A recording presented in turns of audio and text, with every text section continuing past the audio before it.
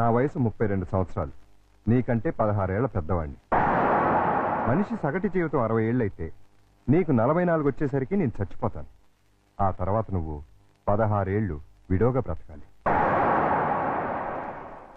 నాకు పెళ్లి కొత్త కాదు, పెళ్ళాం కొత్త కాదు, శోభనం కొత్త కాదు. పైగా 5 ఏళ్ల కూతురుంది. ఇప్పుడు చెప్పు, నన్ను చేసుకోవడం నీకు ఇష్టమా? దాని ఇష్టమే ఉంది బాబు, మేము ఒప్పుకున్నాగా. నాకు కట్నం ఎంత ఇద్దాం అనుకుంటున్నారు? డబ్బు బంగారం కలిపి 5 లక్షల దాకా ముట్ట చేద్దాం బాబు. 5 లక్షల కట్నం ఇవ్వగల స్తోమత ఉంది. అమ్మాయికి చక్కటి అందం ఉంది, చదువు ఉంది, మంచి భార్య కాగలే లక్షణం ఉంది. ఇన్ని ఉండి నాలాంటి సెకండ్ హ్యాండ్ వాడికి కట్టబెడతారా? 16 ఏళ్లకి పెళ్లి చేయటం చట్టవిరుద్ధం. అందులోనూ పెళ్ళాం వదిలేసినాన్ని చేసుకోవటం లోకవిరుద్ధం. చిన్నప్పటి నుంచి మీ కూతుర్ని ఎంతో ప్రేమగా చూసుంటారు. ఏది కావంటే అది ఇచ్చుంటారు. ఏ లోటు రాకుండా అపురూపంగా చూసుకుని ఉంటారు. ఇన్ని చేసినాళ్ళు ఒక్క జీవిత భాగస్వామి విషయంలోనే ఎందుకండి ఇంత దారుణమైన నిర్ణయాలు తీసుకుంటారు?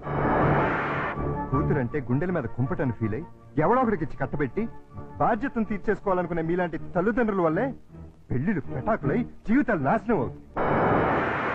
అలాంటిదేం లేదండు, ఈ పెళ్లి అమ్మాయికి ఇష్టమే. ఖచ్చితంగా ఇష్టం ఉండదు. నాలాంటి పెళ్ళైన బిడ్డ తండ్రిని ఏ కన్ను పిల్ల కోరుకోదు. ఆడదానికి కూడా ఒక మనసు ఉంటుంది, ఆశ ఉంటుంది, ఆశయం ఉంటుంది. అది అర్థం చేసుకోకుండా భయపెట్టో బలవంతం పెట్టో పెళ్లి చేస్తే నీ కూతురులానే ఈ కూతురు తయారవుతుంది. మీరు నిజంగా అమ్మాయికి కన్న తండ్రి అయితే బాగా ఆలోచించి తనకు నచ్చిన సంబంధం చేయండి. చేత కాకపోతే చెప్పండి, నేను చేస్తాను.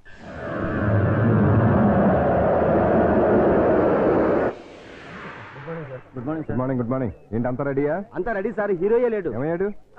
నేనే ఎందుకు లేని పంపించేశాను. ఏ ఆ హీరో వేషం నే వేద్దామని. చండాలంగా మీరు హీరో ఏంటండి? అంటే నేను కామెడీ వేషాలు తప్ప హీరో వేషానికి పనికిరామా? పిచ్చేసాలు వేయడానికి తప్ప ఎందుకు పనికిరారు. ఇదిగో నువ్వు వెళ్ళా మాడకిని పిలుచురా. అల్లుడు, నువ్వు చేసిన పని ఏమన్నా బాగుందా? ఏది మా ఓనర్కి వేషం ఇవ్వడం కాదు. బంగారం లాంటి పిల్లని పెళ్లి చేసుకోబోయే మగడా అంటే ఆ పిల్లకి ఇంకో మొగుని చూస్తాను అంటాం. నేను పెళ్లి చేసుకోవాలని 1,00,000 సార్లు చెప్పాను. చేసుకోమని 1,00,00,000 సార్లు అడిగాను.